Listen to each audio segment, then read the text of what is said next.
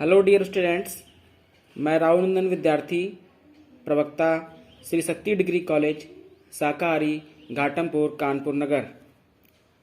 Dear students, आज आपको पढ़ना है कला एवं संगीत, जिसमें हमने आपको पिछले वीडियो में लय के बारे में मैंने आपको बताया था और मैंने आपको बताया था कि किस तरीके से लय के प्रकार होते हैं और दुगुन के बारे में बताया था। और मैंने आपको बताया था कि नेक्स्ट वीडियो में मैं आपको तिगुन और चौगुन के बारे में बताऊंगा। तो डियर स्टूडेंट्स, जिस तरीके से आप नोट्स बना रहे हैं, बहुत अच्छे नोट्स बना रहे हैं। कुछ एक स्टूडेंट्स को छोड़कर बाकी सभी स्टूडेंट्स ने नोट्स बहुत अच्छे बनाए हैं। आशा करता हूं कि बाकी जो स्टूडेंट्स भी जल्द से जल्द नोट्स बना करके भेज दिखाएंगे। चलिए पढ़ते हैं आज का टॉपिक, दुगुन और तिगुन और चौगुन। ठीक है, इसमें आपको द्विगुन पढ़ चुके हैं और आज आपको पढ़ना है तिगुन और चौगुन।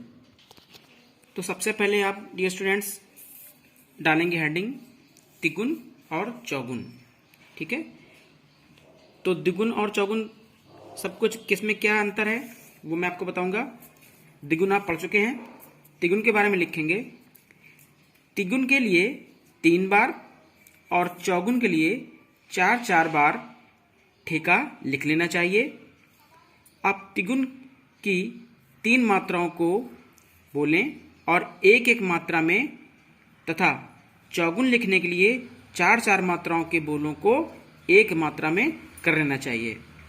उदाहरण के लिए दादरा ताल की तिगुन तथा चौगुन। ये ताल है दादरा ताल का एक ये उदाहरण मैंने आपके सामने प्रस्तुत किया है।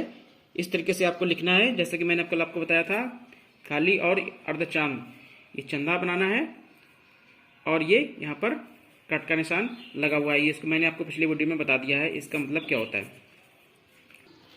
तिगुन धा धी ना ता तू ना, धा धी ना। अब इसमें क्या है, तिगुन में 3 मात्रा लगी हुई हैं, 1 2 3 और 1 2 3 और 1 2 3। अगली पंक्ति में भी क्या है, 1 2 3 1 2 3 1 2 3। ठीक है, तो ये 3 करके ये मात्राएं इसमें लगी हुई हैं, जिससे कि इसको बोलते हैं तिगुन। यानी कि 3 मात्राओं के साथ में जो उच्चारण किया जाता है वह तिगुन कहलाता है। ठीक है, तो इसको हम पढ़ेंगे धा धी ना, धा तू ना, धा धी ना। ठीक है, तबले में जब इसका उच्चारण होगा तब कैसे होगा, धा धी ना, धा तू ना, धा धी ना। ठीक, और फिर इसको जो दूसरी मात्रा है उसमें क्या है, धा तू ना, धा धी ना, धा तू ना। ठीक है, तो तबले में कैसे निकलेगा ये, धा धूना, धा तीना, धा धूना। इस तरीके का ये उच्चारण निकलेगा। अब इसमें क्या है, यहाँ पर लय काम करेगी। ठीक है, लय में क्या होगा कि द्रुत लय में होगा तो तीव्र गति में होगा, मध्यम लय में होगा तो मध्यम, और अविलंब लय, अविलंब में बिल्कुल धीमे। ठीक है, अगला उदाहरण है चौगुन का। अब जैसा कि तिगुन में क्या था कि 3 मात्राओं का था, वैसे ही चौगुन में 4 मात्राओं का है। आप देखेंगे 1 2 3 4, धा धी ना धा, 1 2 3 4, तू ना धा धी, तू ना धा धी, 1 2 3 4, ना धा तू ना, 1 2 3 4। उसी के बाद में अगली पंक्ति में धा धी ना धा, 1 2 3 4, तू ना धा धी, 1 2 3 4, ना धा तू ना, 1 2 3 4। इनका उच्चारण करने का सही तरीका होता है ताली पर। ठीक है, जितने बार आप ताली बजाएंगे उसको आपको मात्रा, उतनी मात्रा इसमें देनी है। जैसे धा धी ना धा, तू ना धा धी, ना धा तू ना, धा धी ना धा, तू ना धा धी, ना धा तू ना। तो ये हो गया ताली से, और ये होगा फिर खाली। खाली में क्या होगा कि जो जो ताली में हमारा ये हाथ ऊपर को पड़ता है और खाली में हमारा इस तरीके का हाथ पड़ता है। ठीक है, तो ये होता है ताली और ये होता है खाली। ये मैंने आपको ऑफलाइन क्लास में ताली और थाली का मतलब बताया था, पुनः याद दिलाने के लिए मैंने आपको यह बताया है। ठीक है, तो इस तरीके की मात्राओं का उच्चारण जो होता है वो तिगुन और चौगुन में किया जाता है। दुगुन में आप समझ ही चुके हैं कि उसमें दो दो मात्राओं का प्रयोग किया जाता रहा है। तो आप क्या करेंगे, आपको इनका उच्चारण करना है, तीव्र गति से इनका उच्चारण करना है, जिससे क्या होगा कि आप छात्रों में उनको उच्चारण करने की क्षमता का विकास होता है। यानी कि संगीत के माध्यम से छात्रों में गायन का उद्देश्य केवल वहां पर उनको संगीतकार बनाना नहीं होता है। गायन का उद्देश्य वहां पर इन शब्दों के प्रयोग के द्वारा उनको शब्दों उच्चारण करने की भी अभ्यास कराया जाता है। ठीक है, तो आप इनको तीव्र गति से पढ़ेंगे। एक बार पुनः मैं आपको पढ़कर सुनाता हूं। तिगुन में, द्रुतलय में, धा दीना धातु ना धाधीना, धातु ना धाधीना धातुना। चौगुन में, धा दीना ना धा तू ना धादी ना धातु ना, धादी ना धा तू ना धादी ना धातु ना।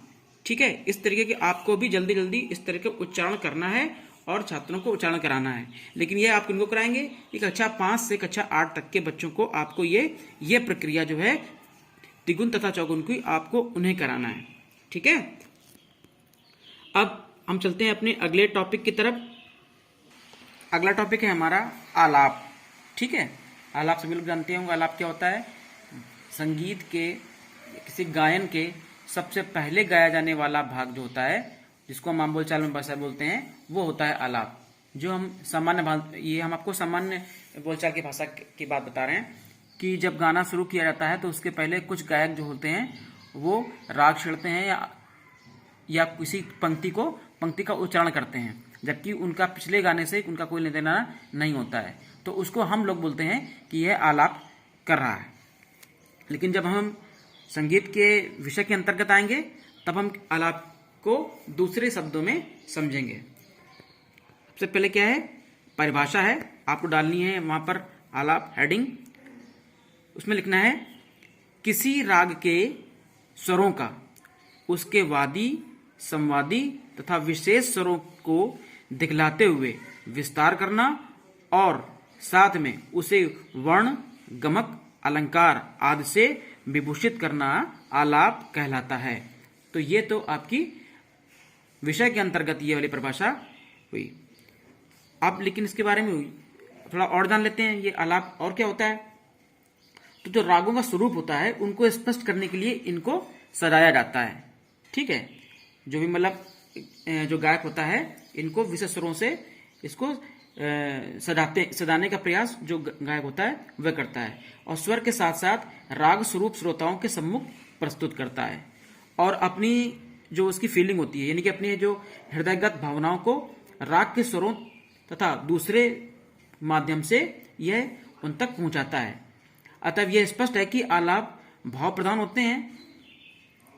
और क्या होता है कि इसमें जो फीलिंग होती है, पूरा प्रयास करता है जो गायक होता है, सिंगर होता है, वो पूरा प्रयास करता है कि अपनी फीलिंग को आलाप के माध्यम से वह उसे प्रस्तुत कर सके।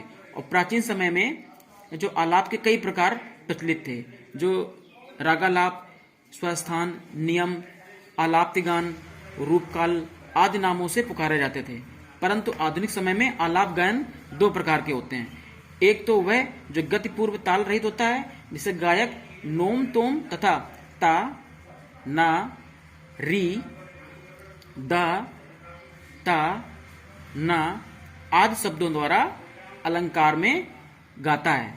और दूसरा क्या होता है, दूसरा होता है गीत, जो उसको तालबद्ध होता है, जिसे गायक आकार में या गीत के बोलों के साथ में गाता है। ठीक है, तो वर्तमान प्रेजेंट टाइम में हमारे यही दो आलाप चल रहे हैं। अब हम जानेंगे कि आलाप होते कितने प्रकार के हैं। तो आलाप यहां पर होते हैं 4 प्रकार के। पहला है स्थायी विधि, दूसरा है अंतरा विधि, तीसरा है संचारी विधि और चौथा है आभोग विधि।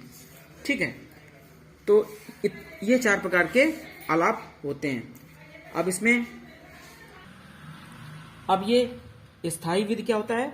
स्थायी विधि होता है इस भाग में क्या होता है कि गायक अपने स्वरों से राग का आरंभ प्राप्त करता है और एक एक स्वर को बढ़ाते हुए और घटाते हुए मंद्र तथा मध्य सप्तक के मध्यम पंचम स्वर तक ही इसका विस्तार करता है।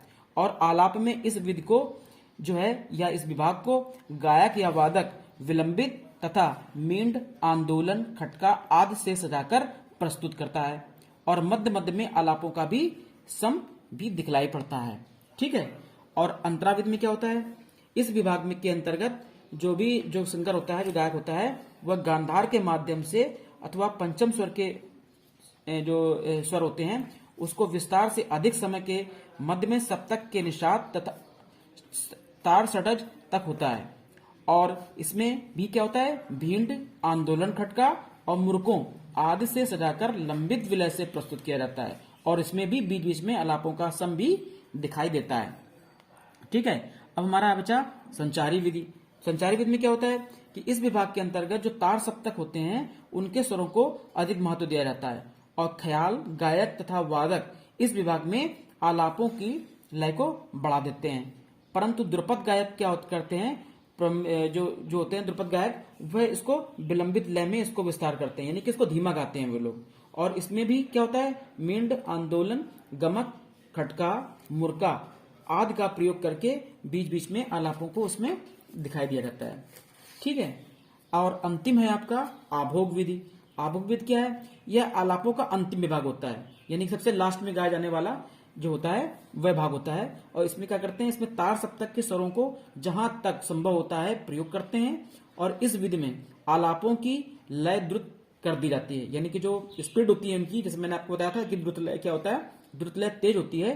तो इसमें जैसे मैंने आपको बताया था कि आपने कोई भी गाना सुना होगा, भजन सुना होगा, गान सुना होगा, कुछ भी सुना होगा, उसमें आपने ये गौर किया होगा कि जब सॉन्ग खत्म होने को होता है तब वो स्पीड में खत्म होता है। बहुत सी कम ऐसे होते हैं कि जिनमें प्रयोगवादी गायन इसमें होता है, उसके अंतर्गत वो भले ही आखिरी में वो धीमे गति से खत्म होते हो, यानी कि मध्यम गति से खत्म होते हो या विलंब गति से खत्म होते हो, लेकिन 99.99% जो गाने होते हैं वो अंतिम, जो यानी कि आभोग विधि के अंतर्गत अंतिम श्रेणी में होते हैं, वो द्रुत लय में ही गाए जाते हैं और जिसके कारण जो गमक का प्रयोग बहुत सुंदर लगता है यहाँ पर। और अंत में जो अपने स्वर होते हैं वो उसको आलाप को सम दिखाकर अपना आलाप समाप्त कर देता है। तो डियर स्टूडेंट्स, ये हो गए आपके स्थायी विधि, अंतरा विधि और संचारी विधि के जो मैंने बताया आपको। आशा करता हूं कि आप सभी लोग इसको समझ गए होंगे। ठीक है, और जहां कहीं भी आपको दिक्कत हो, जैसे मैंने आपको बार बार कहता हूं कि जहां कहीं भी आपको समस्या हो रही है, आप तत्काल मुझसे फोन पर आप जुड़ सकते हैं, फोन पर बात कर सकते हैं, व्हाट्सएप पर बात कर सकते हैं। जहां कहीं भी आपकी समस्या होगा मैं उसको निदान करने का पूर्ण प्रयास करूंगा। तो डियर स्टूडेंट्स, आज की वीडियो में इतना ही। जल्द से जल्द आप लोग अच्छे से नोट्स बनाएं, अपनी तैयारी घर पर अच्छे से करते रहें। आज की वीडियो में सिर्फ इतना ही। धन्यवाद।